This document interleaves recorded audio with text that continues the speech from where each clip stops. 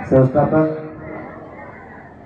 माझे आदरस्थान असलेले कर्मवीर बाबासाहेब देशमुख यांच्या चरणी सर्वप्रथम विनम्र अभिवादन करतो। आज या ठिकाणी आपल्या गावात, आपल्या राज्यात, या देशामध्ये नव्हे पूर्ण भारत देशामध्ये सुद्धा गणेशोत्सवाचा हा सण अतिशय उत्साहामध्ये, आनंदामध्ये साजरा होत आहे। आणि या ठिकाणी हा अप्रतिम असा सोहळा राज्यस्तरीय नृत्य स्पर्धेचा आयोजित केलेला आहे। मला हा कार्यक्रम पाहत असताना खूप आनंद वाटला। मी या ठिकाणी जवळपास 1981चा विद्यार्थी आहे। जवळपास मला 43 वर्ष म्हणजे झाली संस्था सोडून, पण नंतर 33 वर्षाच्या सेवा काळामध्ये राज्याच्या वेगवेगळ्या भागामध्ये काम केलं आणि आपल्या राज्याची, देशाची आर्थिक राजधानी असलेली मुंबईमध्ये 16 वर्षापासून काम करतो। पण मला सांगायला आनंद वाटतो की असा हा अप्रतिम सोहळा मी मुंबईमध्ये सुद्धा पाहिलेला नाही। निश्चितपणे एका दूरदर्शन केंद्रावरती, एका म्हणजे खास असलेल्या वाहिनीवरती लाईव्ह टेलिकास्ट व्हावा अशा पद्धतीचा असा सुंदर कार्यक्रम या ठिकाणी सादर केलेला आहे। या ठिकाणी बालकलाकारांनी वेगवेगळ्या भाषेतील वेगवेगळ्या पद्धतीचे नृत्य, वेगवेगळ्या पद्धतीचे वेगवेगळ्या समाजाचे, वेगवेगळ्या देवाचे, देवीचे सांस्कृतिक धार्मिक नृत्य या ठिकाणी सादर करून मनोरंजन तर केलेलेच आहे, पण त्याचबरोबर आपला हा सांस्कृतिक जो ठेवा आहे त्याचा पण या ठिकाणी आपल्याला उजाळा दिलेला आहे। निश्चितच या ठिकाणी जवळपास सर्वच कलाकारांनी, विद्यार्थ्यांनी अतिशय अप्रतिम असं सादरीकरण केलेलं आहे। यातून काही जणाला प्रथम पारितोषिक, द्वितीय पारितोषिक, तृतीय पारितोषिक मिळेल, परंतु त्याहीपेक्षा ज्यांना मिळाले नाही त्यांचंसुद्धा काम निश्चितच कौतुकास्पद राहणार आहे। आपली ही संस्था पूर्ण महाराष्ट्रामध्ये एक आदर्श शिक्षण संस्था म्हणून नावाजलेली आहे।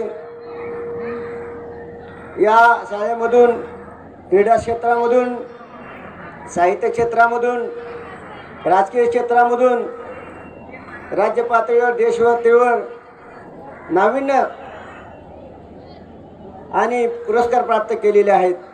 पण आज सादरी केलेल्या या क्षेत्रामधून केवळ शाळेतच नव्हे परंतु राज्यामधून, वेगवेगळ्या भागातून ज्यांनी कोणी नृत्य सादर केलेलं आहे ते त्यांना पुढे या ठिकाणी मला निश्चित वाटते की त्यांनी यामध्ये जर चांगले अजून मेहनत केली तर राष्ट्रीय, आंतरराष्ट्रीय स्तरावरचे कलाकार म्हणून सुद्धा यापुढे ते नाविन्य रूपाला येत आहेत। या ठिकाणी मी माझी शाळा म्हणून, या शाळेमध्ये मी 81ला मॅट्रिकमध्ये आलो होतो। थोडंफार विद्यार्थी आहेत म्हणून निश्चितच मला माझी शाळा म्हणून, माझे विद्यार्थी म्हणून मला निश्चितच 2 मिनटं मला संदेश देणं मला या ठिकाणी आवडेल की मी या गावचा असून देखील मी या शाळेतच राहत होतो। माझी परिस्थिती अत्यंत गरिबीची होती। काबाड कष्ट करून, मजुरी करून, कामगार करून माझ्या वडिलांनी आम्हाला शिकवलं आणि त्याला बाबासाहेब देशमुख आणि या संस्थेचे त्यावेळेचे सर्व शिक्षक गुरुजनांनी मला मार्गदर्शन केलं। म्हणून मी 10वी बोर्डामध्ये त्यावेळेस माझा 28वा क्रमांक आलेला होता।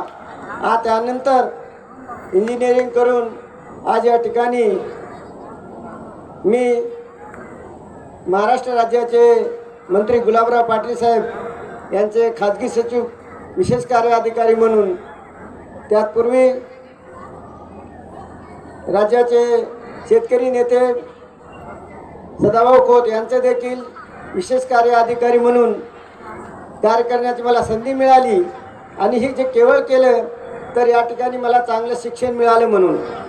तर मला या ठिकाणी आवर्जून विद्यार्थ्याला सांगायचं आहे की आपण जरी ग्रामीण भागामध्ये असोल, आपण या महाराष्ट्राच्या टोकाला जरी असलो, मांजरा नदी ओलांडल्यानंतर तेलंगणा लागतो, 22 किलोमीटर गेल्यावर कर्नाटक लागतो, तरी कोणी आपल्याला कमी समजायचं कारण नाही.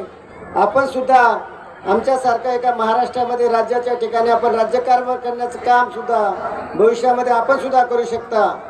माझ्याबरोबरच या शाळेमध्ये शिकलेले माझे बालमित्र बालाजी पाटील खतगावकर आज या राज्याचे मुख्यमंत्री एकनाथरावजी शिंदे साहेब यांचे खाजगी सचिव म्हणून काम करत आहेत. वेगवेगळ्या क्षेत्रात काम केलेले असताना तर आज शिक्षण घेतल्यानंतर बरंचसं आपल्याला दिसून येते की मोठ्या प्रमाणावर या भागामध्ये बेरोजगारी निर्माण होत आहे आणि बेरोजगारीमुळे बरेच जण पाहिल्यानंतर त्यांच्या मनामध्ये नैराश्य आणि नैराश्यामधून व्यसनाधीनता वाढलेली आहे. हे पाहून निश्चितच मला वाटते यासाठी या भागातील तरुणांना कुठला तरी उद्योग व्यापार निर्माण झाला पाहिजे. त्या दृष्टिकोनातून मी आणि बालाजी पाटील खतगावकर निश्चित प्रयत्न करणार आहे. त्याचाच भाग म्हणून आपल्या बिलोली तालुक्यासाठी MIDC मंजूर करण्यात आलेली आहे. बडूर आणि मिनकीच्या या डोंगरावर थोड्याच कालावधीमध्ये एक मोठं नाविन्यपूर्ण असं MIDC उभारेल.